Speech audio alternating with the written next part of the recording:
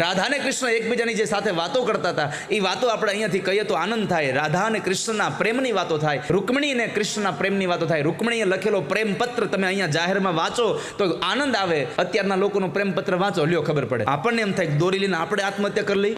એકબીજામાં પોતાની દુનિયા જોવે ને એ પ્રેમ છે.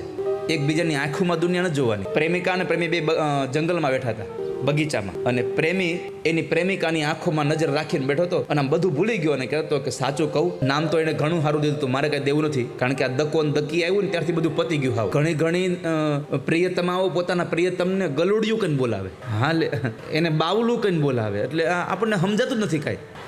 અરે ગલુડિયું, કૂતરીના બચ્ચા હોય એને ગલુડિયા કહેવાય, આને ગલુડિયા ન કહેવાય. પણ બેનો અત્યારે પોતાના ધણીને બોલાવતા હોય ને તો આપણને એમ થાય કે એના છોકરાને બોલાવે છે, શું છે? એટલા તુકારાથી બોલાવતા હોય. ક્યારે પોતાના પતિને તુકારો કરવાની શાસ્ત્રમાં ના પાડી છે.